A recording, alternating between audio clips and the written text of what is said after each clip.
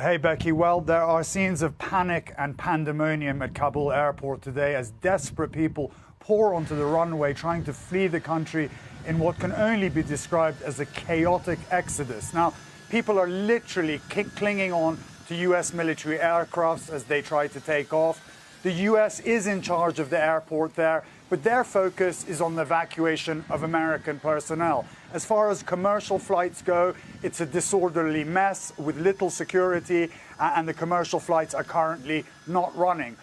We know that as of last night, the U.S. military had flown around 500 embassy personnel out of the country on military aircraft.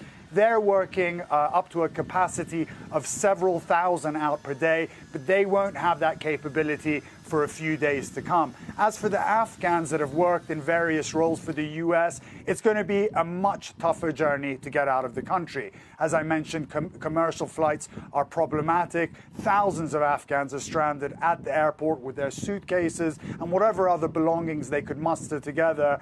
And just getting to the airport, Becky, from far-flung locations in Afghanistan means having to run a very dangerous gauntlet that could cost them their lives. There are also reports that NBC News can't confirm that 5 people have been killed at the airport. It's unclear under what circumstances. It could have been gunfire, it could have been a stampede, but it's so chaotic there. The details are only dripping out as the day unfolds. Ali, we have watched that video of the Afghan citizens kind of surrounding the military transport plane and trying to grasp onto the sides of it. We've watched that again and again this morning.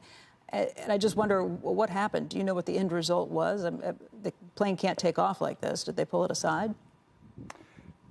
No, one of the planes actually took off, and there was also some very disturbing video that's emerged of people falling out of the wheel hub of the airplane after it had taken off. But most of the planes were grounded because they simply couldn't take off because there was a stampede of people on the runway, literally, as the video showed, clinging onto the plane. So a lot of them had to be grounded, and then the U.S. Army then had to form a perimeter around the runway to stop people pouring onto the runway, and they had to fire warning shots in the air to disperse people. So it's a real mess there, and you can see that the Afghan people, who are obviously not supporters of the Taliban, are desperate to find a way out of that country, even resorting to clinging on to wheels of airplanes. You mentioned how dangerous it is even to try and make the run to get out. And I guess that if you look like you are trying to get away, then obviously you're not a supporter, and that puts you at incredible risk. Exactly. And you see, one of the problems there, Becky, is that the U.S.